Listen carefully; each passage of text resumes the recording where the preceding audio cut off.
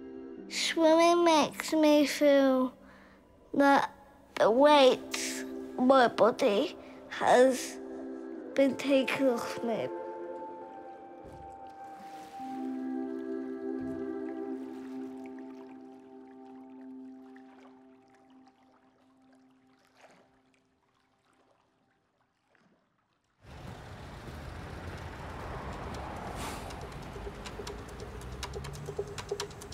Marley's secondary school said that he couldn't transition him into year 9.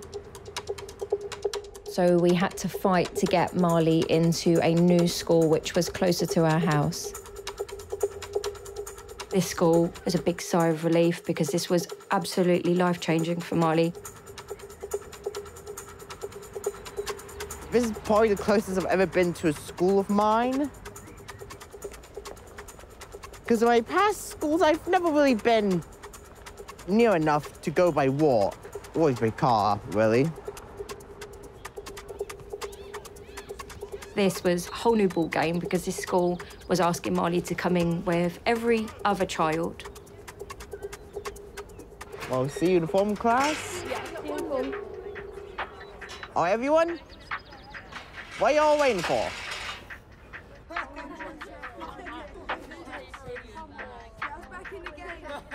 As a society, we always look for the easy answer. And the easy answer isn't to adapt and it isn't to include, so we just exclude. And I think that's a downfall. You know, we need to be looking at every child equally. We need to be giving them all the same opportunity because you can change a child's life doing that. All that matters is that trying our best, all right, guys? Sport has changed Marley massively in terms of communication, confidence, stability skills. It's also made him a leader. Because anybody who Marley thinks needs help, he wants to coach them.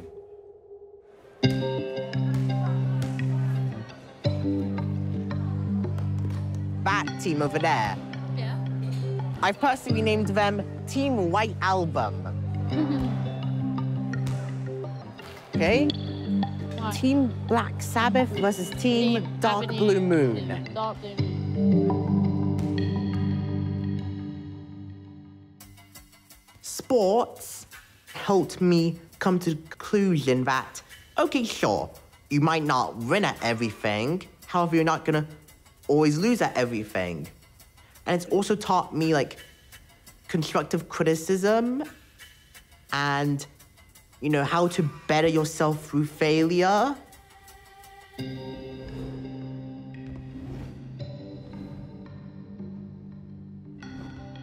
We need a cultural change. We need leaders within education, and particularly from the government, to be able to say, disabled people, disabled young children, it's a human right. It's simply a human right that they should have good quality access to physical education. And to do that, we really need appropriate resourcing. It would take pressure off their parents, it would take pressure off social services, it would take pressure off the NHS. I think sport can fix so many things, and I think for me it really, really did. You know, it made me the person that I am.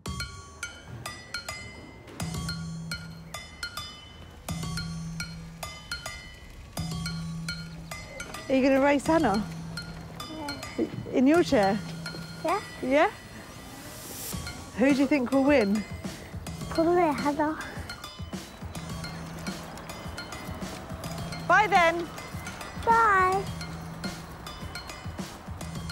When Tammy goes up to secondary school in September, I'm quite apprehensive whether there'll be any change. I'd rather her choose not to do PE than not even a choice be given to her. Let her choose her path in life.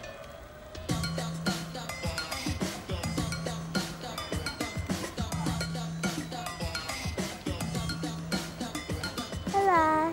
Hello, how you doing? Good. Nice to meet you. Nice to meet you. I'm Hannah. You're going to try some wheelchair racing today? So we're going to try and get you to go a full lap. It's 400 metres, it's a long way. You reckon you can do it? I'll try. You'll try? That's all we need.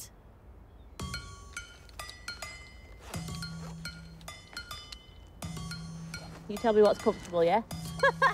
She's so eager. She wants one. The girl wants one, we'll give her one. Right, ready? You good? I went in Hannah's wheelchair. I went really fast.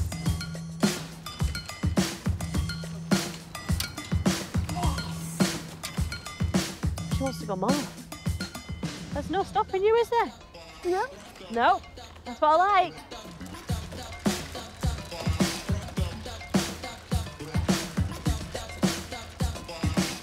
I think she was really proud of me, and I don't think she thought I could go that far.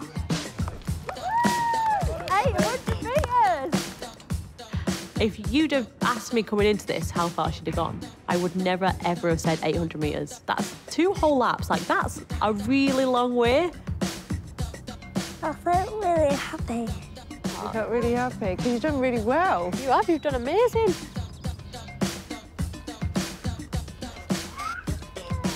We need to recognise disabled people are not homogenous. We need to recognise we come in all shapes and forms, and recognise that being disabled is beautiful. The difference is beautiful. And recognise the difference we all bring to the world in a really positive way. Sport is for all. Sport is something that everyone should be able to join in with. And currently it's not. And that needs to change. Are you tired now? A little bit.